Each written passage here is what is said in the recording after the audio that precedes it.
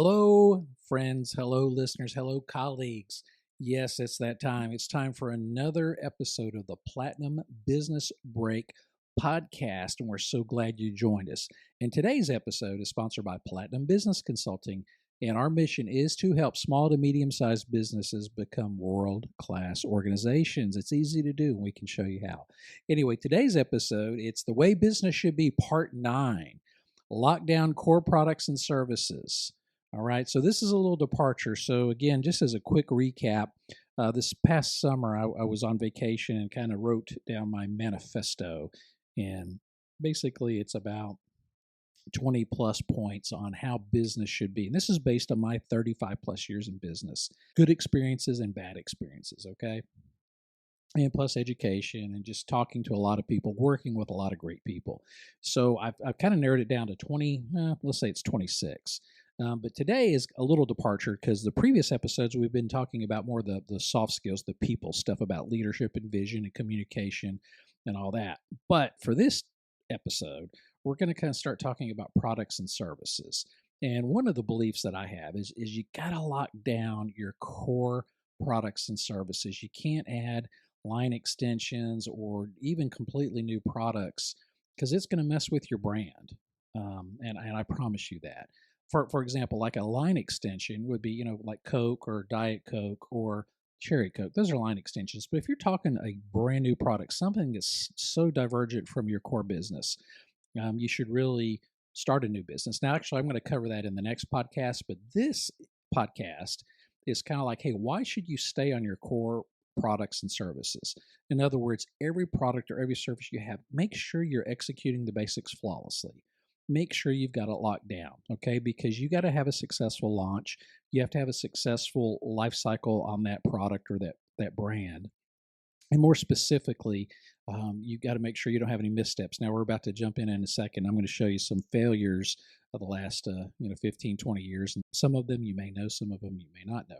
And again, today's episode is The Way Business Should Be, Part 9, Lockdown Core Products and Services. It's Season 3, Episode 18, and here we go. All right, so the Google Glass. Who remembers this? Okay, this was introduced in 2013. It was out for a couple of years, and I remember this because I thought, hey, this would be pretty cool. It didn't last. There was a couple reasons: privacy concerns, reported bugs, low battery life, bans from public spaces, and an inability to live up to the hype. And all just all the stymied public adoption of this technology. I think there are some people trying to reintroduce glasses now. I think Apple might be working on, or even Google might be working on a new version. But this was kind of the first iteration, and only lasted barely 2 years. So that was one of the big product failures, what I call brand extensions, that Google tried.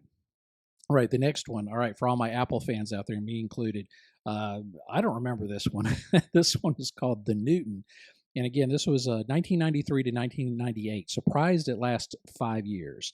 And I'll just read here why the personal digital assistant would become a popular consumer electronics product in the late 90s. The first Apple PDA was one of the biggest product flops of all time, especially for Apple. Now, just for a point of reference, this was when Steve Jobs was not part of the company, all right? They had the other guy come in, and the guy from Pepsi, I think. I can't recall his name off the top of my head. But anyway, it didn't go anywhere. Now, ironically, what do we have now? We have the iPad, which is the ultimate PDA, I would think some would argue. But anyway, the Newton just didn't take off. Again, not a very good product launch. All right, how about this one? Cheetos lip balm. I don't remember this one. I'm not even going to comment because I think there's a reason it only lasted not very long. Cheetos lip balm. All right, not a very good product idea. Stay with your core, people. That's the point. All right, new Coke. Who remembers Coke, the new Coke? 1995. It only lasted a few months because the public outrage was so great. They reintroduced the older formula, called it Classic Coca-Cola Classic, rather. But was it a mistake or was it not? It might have been a marketing ploy to re-energize the basic Coca-Cola flavor. I don't know. But either way, the new Coke was completely a big flop. So that was 1995. All right, here's here's the last one. All right, many of you probably know Colgate. For toothpaste. When I hear Colgate, I think toothpaste.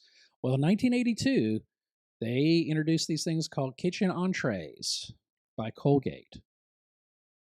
Not even going to comment on that one. That didn't last very long. I don't even remember that. So that was a huge flop. Again, that was an example of Colgate getting away from their core. Again, when you think Colgate, you think toothpaste. It could be mouthwash. It could be even shaving cream, or it's basically health and beauty products. What we're jumping into food now. Again, I think they're owned by a larger company that probably does food, but putting a Colgate name or brand on food packaging was a terrible, terrible idea. So with that, I'm going to go over today 12 reasons a company or business should not deviate from your core products or services, and just really to keep your brand integrity. Because if you, again, look at the Colgate, look at the Cheetos lip balm. Now the Newton and the Google Glass, okay, that was probably more line extensions, but the point is they were flops, and it can injure your brand or your company name. So I'm going to give you not one but two, but 12 reasons not to deviate from your core business. All right. So here we go. We're gonna start. Number one, dilution of brand identity. When a company strays too far from its core products or services, it can dilute its brand identity. Customers may become confused about what the company stands for, leading to a loss of brand recognition and trust. So it's very easy for you to start introducing too many products that aren't even associated with what you're known for. Again, Colgate Foods, that just doesn't make any sense. So you don't want to dilute your brand identity or have too many things with your brand name on it all of a sudden, because no one really knows what you stand for, right? All right, number two, this is more of an internal thing, but resource allocation. Expanding into new areas often requires significant resources in terms of time, money, and personnel. These resources may be diverted from the core products, affecting their quality and competitiveness.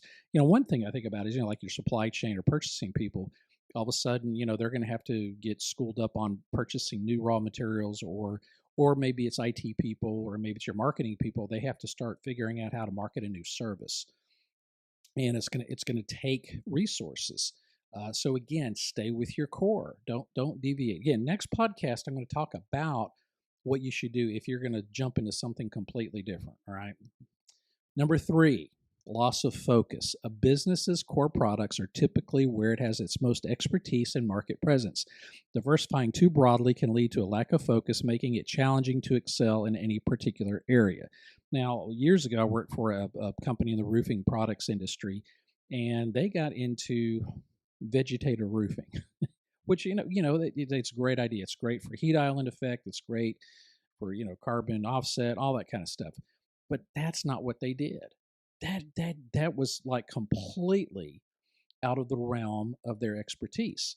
And I have another example, actually, and I'm not going to really talk about specifically what the product is, but they went from a product core product group into something completely different. It was a different material type. And again, they didn't have expertise. They didn't really know anything about it, and they ended up getting out of the business because it cost them millions and millions and millions of dollars. All right. Number four, market confusion. Customers may become confused when a company offers a wide range of products or services, and they may not know what the company specializes in. This confusion can lead to a decline in customer loyalty and market share. Again, trying to put a brand name on everything, especially if it's not related, will do that. All right. So market confusion. Number five, competitive challenges. Entering new markets or industries may expose a business to stronger, more established competitors, making it difficult to gain a foothold or compete effectively. Now, again, example of that, as I was mentioning earlier, is a company, they were in a particular product type using a particular material. Well, they were using an alternate material, trying to get into a slightly different business segment, but it was enough of a difference that they couldn't compete. And here was the breakdown. You had three competitors that were 85% of the business. Okay, I mean, they were the established brand. So you had 15%, you had like 40 other companies or brands trying to compete in that 15% space. And it wasn't going to work. Everyone knew it. Everyone said this is not going to work, but yet, leadership went ahead with it for whatever reason. Again, they ended up getting out of the business. They ended up losing millions and millions and millions of dollars, and they lost brand equity, in my opinion, on their core products, because all of a sudden this failure was attached to their core stuff. All right. Number 6, quality control issues. As a company diversifies, maintaining consistent quality across various product lines can be challenging. Inconsistent quality can harm the brand and lead to customer dissatisfaction. Now, that doesn't necessarily just mean products. I mean, that could be services too. How about if you were you're doing a particular type of service? Let's just say you're doing, a cell phone, and all of a sudden, hey, let's get into, banking or whatever. The point is, if you're getting out of your core, even if it's a service, you're going to have quality issues. And again, even in a service issue, if you have something that's too different, your staff may not be trained. They don't know how to answer the question. And here's a perfect example. If you have a product that's not within your core, and you have, say, a third party manufacturing it for you, all of a sudden you lose control of that quality. That can put a black eye on your existing brand. Okay, along with all the people stuff with that. Okay, so quality control issue is very important. Number 7, increased risk. New ventures often come with higher risks, especially if a company lacks the experience in those areas. These risks can result in financial losses or damage to the company's reputation. Again, look at the Colgate Foods, look at the Newton, even though ultimately probably what they learned from it helped them with the iPad. But again, company I mentioned before, they got into an area with a different material type they were not familiar with. And not only did they lose a lot of money because of it didn't generate the revenue that was expected, they had certain warranties and certain guarantees that they had to outlay cash to make the product more attractive. So a lot of risk with that venture, and again, it did not work out. Number 8, resource overextension. Expanding into new areas may require additional staff, facilities, or supply chain adjustments. This can strain a company's resources and lead to inefficiencies. And again, another example I've seen of this is a company who had a core product and they wanted to get into a related but not exactly the same product. And what they ended up doing is hiring a lot of third-party manufacturers to manufacture that for them. But it took a lot of resources. It took purchasing resource, it took customer service resource, then it took technical resource to help these people understand this new product type. And again, it taxed the resources. Another example, another company I worked with, they were going to get into the big box retail space with like a Home Depot or a Lowe's. And their goal was to get this product into those big box stores. However, they did not hire a dedicated staff or team to really work on that segment. And what they found out was if you had a customer in Lowe's that had a question or a complaint or a technical question on your product, the existing company didn't have enough resources to take all those calls. And I think they've struggled with that. Again, Lowe's and Home Depot, these real big or like a Menards if you're up in the north, they are not going to put up with that. Or maybe a Wayfair, for example, they're not going to put up with poor support just because you're dabbling into a new distribution channel. Okay, you have to have a dedicated team that's going to be trained and understands that business. So again, if you're going to take existing people who are not familiar with it, it's going to be a resource overextension. I hope that makes sense. All right. So number 8, resource overextension. All right. Number 9. Cannibalization. Introducing new products or services can cannibalize sales from existing core products, potentially eroding the company's core revenue streams. Now, where I see this is not necessarily in products. Sometimes this is in acquisitions, where a company buys a company that's, occupies their space, and instead of, allowing them to continue in that space, they're trying to bring them into the existing space, right? So it starts cannibalizing those sales. And again, I see that all the time, especially in building products. Building products companies, they'll acquire a new company, and what they'll do is they will pit the two companies against each other, inadvertently. And there's some cannibalization, and there's also confusion as well. And there's also taxing on resources as well. So that all comes into play. All right, number 10, regulatory and compliance issues. Entering new markets or industries may expose a business to new regulatory compliance challenges, which can be time-consuming and costly to navigate. Perfect example of this. Again, company I mentioned earlier, they got into a new product type with a new product material, and they wanted to do business in California. Well, California has something, I think it's called Prop 85 or 65. It's basically a hazardous warning that this product may contain materials that could cause cancer, birth defects, or whatever. Now, I think it's Prop 65. Anyway, the company didn't know that, so they had to label all their products. They had to pay some fines. So my point is to that, you know, if you're getting out of your core, there's going to be some regulatory compliance issues you may not be aware of. Even if you do your research, there's some twists and turns that are just out there and you may not know. And again, it could cost you a lot of money, and it could cost brand equity as well. All right, last two. Number 11, consumer trust and loyalty. Deviating from core products can erode customer trust and loyalty, as customers who have previously been loyal to the brand may feel abandoned or unsatisfied with the new offerings. Okay, and again, you see that sometimes where restaurants will open, you know, you have maybe a Mexican food restaurant opens up a Cajun, type business, or starts adding maybe Cajun food to the menu, and it's really not good Cajun food, for example. So, all of a sudden they're like, oh, wait a minute, this doesn't make sense. So customer trust and loyalty, once you build it up, and if you lose it, it's very, very, very hard to get back. All right. Increased complexity. Managing a diverse portfolio of products or services can significantly increase the complexity of operations, making it harder to adapt to changing market conditions.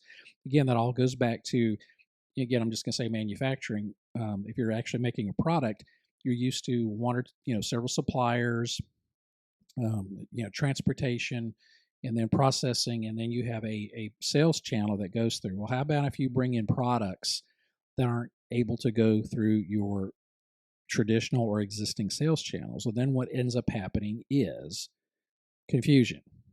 And where there's chaos and confusion, it's gonna end up being unhappy customers, and you're going to lose money. So increased complexity. So in other words, the whole point of this podcast is, if you have an existing product or service, a core, you got to stay with it. That's all I'm saying. So don't deviate in something you have no expertise in. And sometimes I hear that, again, I mentioned this other podcast, it's called bolt-on. This is a bolt-on business. I have never seen a bolt-on business work. Stuff to me, and I'm an old, shade tree mechanic and used to do hot rods and stuff. Anything you bolt on can get loose and shake off, right?